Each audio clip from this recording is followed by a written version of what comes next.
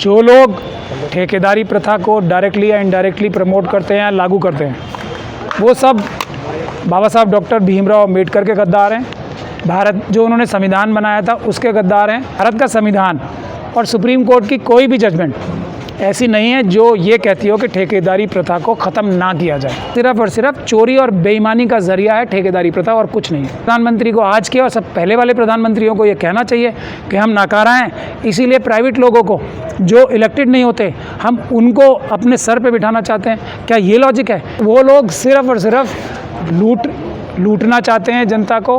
वो लोग दोस्त हैं तो अडानी, अंबानी, टाटा और इन जैसे लोगों के।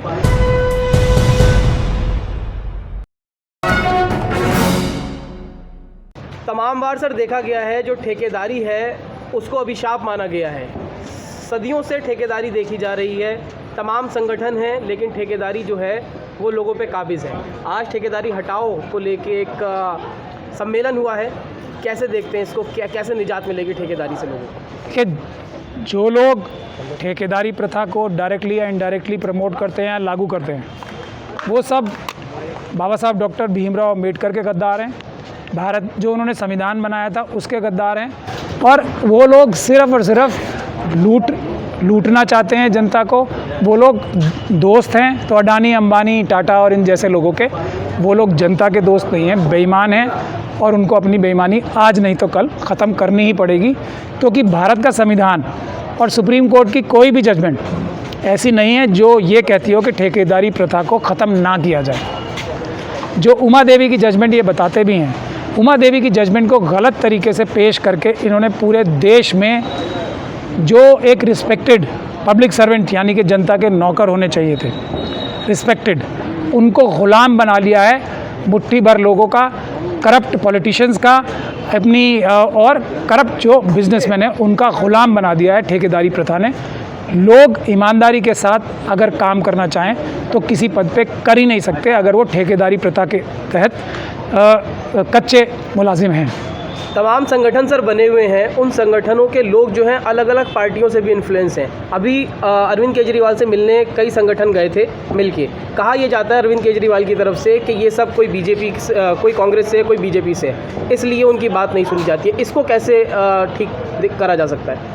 नहीं, वो अपने ही जो भी व्यक्ति ऐसा बोलता है वो एकदम झूठा है, मक्कार है। किसी भी व्यक्ति को ये बात नहीं बोलनी चाहिए, उसको मुद्दे पे बात करनी चाहिए। मुद्दे पे बात ना करके ये बोलना कि ये मुद्दा एक्स उठा रहा है, वाई उठा रहा है, ये पॉलिटिकल पार्टी उठा रही है, वो पॉलिटिकल पार्टी उठा रही है, उस पर बात करने वाला ही बेईमान होता है। मुद्दे पे आना चाहिए ना। ठेकेदारी प्रथा हटाने के लिए दिल्ली की सरकार ने, सरकार बनाने से पहले क्या वादा किया था आम आदमी पार्टी ने या नहीं, ये मुद्दा है। जब वादा किया था तो अपने वादे पे से मुकर क्यों रहे? तो वो बेईमान हुए ना, चीट हुए, ये बात होता है मुद्दा। जब ये बात से हट के कोई ये कुछ और बात करता है, वो सिर्फ और सिर्फ बेईमानी करता है और कोई काम नहीं करता। इस देश में आप लोग, जो लोग नहीं जानते, वो हैरान होंगे कि यूनिवर्सिटी में लेक्चरर्स और सफाई कर्मचारी हो, क्लर्क हो, कोई वैज्ञानिक हो, इस तरह के पदों पे भी ठेकेदारी प्रथा के तहत लोगों को इसलिए अपॉइंट किया जा रहा है कि वो अपने राजनीतिक या दूसरे आकाओं के ग़ुलाम रहें। उनके गलत और सही जो डिसीजंस हैं उसको इम्प्लीमेंट करें, आंखें बंद करके आवाज़ उठाने की कोशिश ना करें, जनता के हित की बात ही ना करें। इसलिए ठेकेदारी प्रथा हर पार्टी बढ़ाना चाहती है। तमाम प्रशासन तो यही बनाया जाता है कि जो सरकारी एम्प्लॉय होते हैं वो काम नहीं करते, इसलिए अगर प्राइवेट होगा तो सभी काम करेंगे। प्राइवेट में क्या कोई पर लग जाते हैं एक्स्ट्रा? प्राइवेट वाले तो सब बेईमानी कर रहे हैं ना। आप बताइए कौन सा इंस्टीट्यूशन ऐसा है जो प्राइवेटाइज़ करने से अच्छा हुआ है? आज तक एक इंस्टीट्यूशन ऐसा बना दीजिए। क्या एयरपोर्ट अच्छे हो गए हैं? पता है आपको कितना पैसा लूटा गया है? ये पैसा अगर एयरपोर्ट अथॉरिटी ऑफ इंडिया को ही दे दिया जाता, मैं ये नहीं कह रहा कि सरकारी अधिकारी हैं जो सारे ईमानदार हैं, लेकिन एक जो वो सिस्टम था, जो सवाल जवाब करने की जनता के पास ताकत थी, वही छीन ली गई। तो एयरपोर्ट अथॉरिटी को अगर पैसे दिए जाते, रेलवे को आज प्राइवेटाइज़ करने की पूरी ताकत लगा रही। पोर्ट्स में अगर जो पोर्ट्स की जो अथॉरिटीज़ थी उसको पैसे देती सरकार, तो अच्छा रहता है, या ये प्राइवेट अडानी अंबानी और इस तरह के लोगों को सरकार के ही पैसे से। अब ये लोग कहाँ से पैसा लगाते हैं? क्या अपने जेब से ला के देते हैं? ये सब तो भिखारी थे ना। अंबानी के पिताजी भिखारी थे या नहीं थे? आप लोग देखो ज़रा, पढ़ो, अडानी के पिताजी या उनके दादाजी सब भिखारी तो थे। तो ये लोग भिखारी पैसे कहाँ से ला रहे हैं? ये पैसे लाते हैं हमारे और आपके बैंकों से ही लोन लेके, और उन लोन को खा भी जाते हैं और जो सर्विसेज होती हैं उसको भी ख़राब करते हैं। तो अगर सरकार इतनी नाकारा है तो प्रधानमंत्री होते हैं ना, चीफ एग्जीक्यूटिव ऑफिसर तो सरकार के, तो सरकार की सब सवाल जवाबदेही तो प्रधानमंत्री की होनी चाहिए, या प्रधानमंत्री को आज के और सब पहले वाले प्रधानमंत्रियों को ये कहना चाहिए कि हम नाकारा हैं, इसीलिए प्राइवेट लोगों को जो इलेक्टेड नहीं होते हम उनको अपने सर पे बिठाना चाहते हैं। क्या ये लॉजिक है? इसमें कोई लॉजिक नहीं है, सिर्फ और सिर्फ चोरी और बेईमानी का जरिया है ठेकेदारी प्रथा, और कुछ नहीं है। सर, कहा यह जाता है कि जो ठेकेदारी के अंदर लोग आते हैं, तमाम एमसीडी हो गई, अभी जल विभाग के लोग हो गए, कम पढ़े लिखे लोग इसका ज़्यादा शिकार होते हैं। लेकिन अब दिल्ली यूनिवर्सिटी या तमाम अन्य यूनिवर्सिटीज़ में ये देखा जा रहा है, जो प्रोफेसर्स हो रहे हैं, जो पढ़े लिखे लोग हैं, वो भी ठेकेदारी के अंडर आते हैं।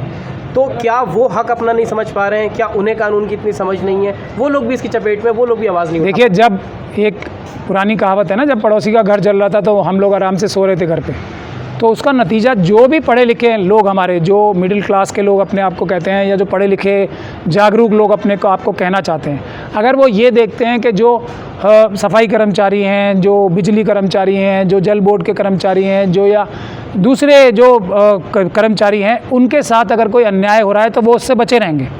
ये जो आप बड़े बड़े लोगों के जो सो कॉल्ड बड़े पद माने जाते हैं, प्रोफेसर्स, डॉक्टर्स, साइंटिस्ट, ये लोग जब ये ठेकेदारी प्रथा आ रही थी, प्राइवेटाइजेशन हो रही थी, तो हाथ पे हाथ रख के बैठे हुए सोच रहे थे तो इससे तो हमें फ़ायदा होगा, हमारे ऊपर तो ये गाज नहीं गिरने वाली। आज क्या हुआ? हर एक व्यक्ति प्राइवेटाइजेशन का शिकार है। और ये जो हमारे सरकार में सेक्रेटरी और जो IAS ऑफिसर्स बन के आते हैं ना, ये भी ज़्यादा निश्चिंत होकर ना सोएं। लेटरल एंट्री के द्वारा इन लोगों का रोल आज नहीं तो कल ख़त्म होगा। तो इसलिए मेरी गुजारिश है सभी ऑफिसर्स से, चाहे वो सिविल सर्वेंट्स हों या दूसरे हों, या IAS IPS अधिकारी हों या IRS से हों, जितने भी अधिकारी हैं, उनके घर ऊपर भी तलवार लटक रही है। तो आज से ही वो दिल से, ईमानदारी से संविधान के रास्ते पे चल के ठीक काम करें, प्राइवेटाइजेशन को अपोज़ करें, ठेकेदारी प्रथा को अपोज़ करें, किसी भी तरीके की करप्शन को अपोज़ करें। नहीं तो सरकार में रहते हुए अगर अच्छा काम हो सकता है, मेरे ख्याल से तो आज भी बेहतर हो रहा है, कोई भी सरकारी महकमा होगा वो किसी भी प्राइवेट ऑर्गेनाइजेशन से अच्छा काम करेगा। आप मुझे एक बड़े से बड़ा इंडस्ट्रियलिस्ट बता दीजिए जो कि बैंक का डिफ़ॉल्टर ना हो, एक इंडस्ट्रियलिस्ट बता दीजिए मुझे।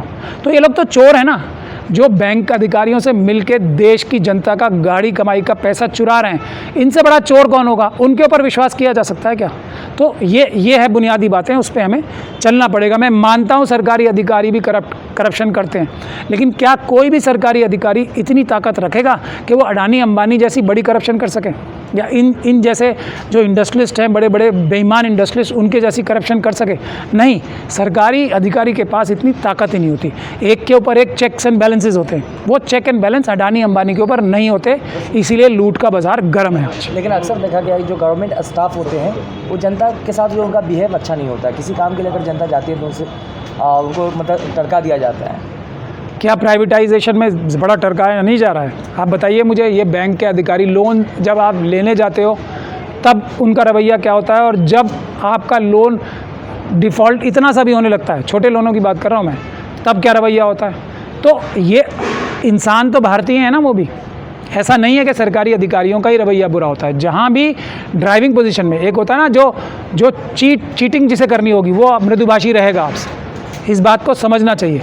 जो आदमी, मैं मानता हूं कि सरकारी अधिकारियों को अच्छे से बात करनी चाहिए और उनको समझना चाहिए कि आज जो वो थोड़ी बहुत कड़वी बात कर रहे हैं वो उनके गर्दन पे, उनके परिवार के गर्दन का फंदा बनेगा कल, क्योंकि इसी रवैये को दिखा के प्राइवेटाइजेशन करने की बड़ी बड़ी बातें की जाती हैं, जस्टिफिकेशन दिया जाता है कि सरकारी अधिकारी जो हैं वो ठीक से बात नहीं करते। तो सरकारी अधिकारियों से भी मेरा निवेदन है कि वो कल का भविष्य अपना देखें और अपना रवैया सुधारें, और ये समझें कि ये जो डिफ़िकल्टीज़ उनकी ज़िंदगी में पैदा की जा रही हैं सरकारी अधिकारियों की, परमानेंट सरकारी अधिकारियों की, वो इसलिए की जा रही हैं कि इंडस्ट्रियलिस्ट जो हैं वो उनके इदारों को, उनकी ऑर्गेनाइजेशंस को हड़पना चाहते हैं। जैसे रेलवे कर्मचारियों को आज तंग क्यों किया जा रहा है?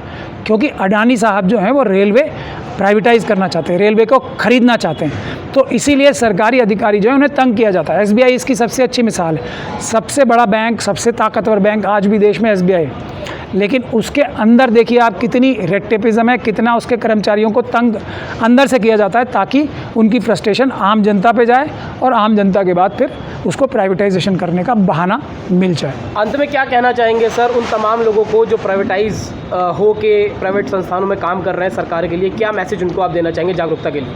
देखिए, जागरूकता ये है कि वो भी गुलाम हैं, वो इस बात को समझें। प्राइवेटाइजेशन इस देश के लिए या किसी भी देश के लिए अच्छा कभी नहीं हो सकता, क्योंकि प्राइवेटाइजेशन जो है वो कैपिटलिस्ट फोर्सेस द्वारा ईजाद की गई एक सिस्टम है। और कैपिटलिस्ट फोर्सेस के बारे में, कैपिटलिज्म के बारे में अगर किसी को पढ़ना हो तो वो ठीक से पढ़ ले। उनका एक ही मोटिव होता है, प्रॉफिट कमाना, किसी भी तरीके से, किसी भी ज़रिए से, किसी भी मेथड से सिर्फ प्रॉफिट कमाना ही कैपिटलिज्म का एक बुनियादी मकसद होता है। और कंपटीशन की जहाँ तक बात है, एक ही चेक एंड बैलेंस है उसमें, कंपटीशन। और कंपटीशन कैसा होता है आप लोग देख ही रहे हैं। अडानी जी ने तो अंबानी जी को भी पीछे छोड़ दिया, क्योंकि सरकार में उन्होंने, क्योंकि सरकारी अमित शाह जी और मोदी जी के ही वो एक तरह से फ्रंटमैन हैं, तो उन्होंने तो अंबानी साहब को भी पीछे छोड़ दिया। क्योंकि जब वो किसी प्राइम मिनिस्टर, किसी पॉलिटिकल पार्टी के एकदम सर्वा थे तो वो ताकतवर थे, आज अडानी जी हो गए तो अडानी जी ने लूट लिया। तो ये जो कंपटीशन की बात है वो भी बेबुनियाद है। कंपटीशन कभी भी हो ही नहीं सकता, क्योंकि कंपटीशन करने के लिए ईमानदार सिस्टम या रेजीम्स चाहिए होंगी, जो कि इस सिस्टम में, प्राइवेटाइजेशन के सिस्टम में कभी भी क्रिएट नहीं हो सकती।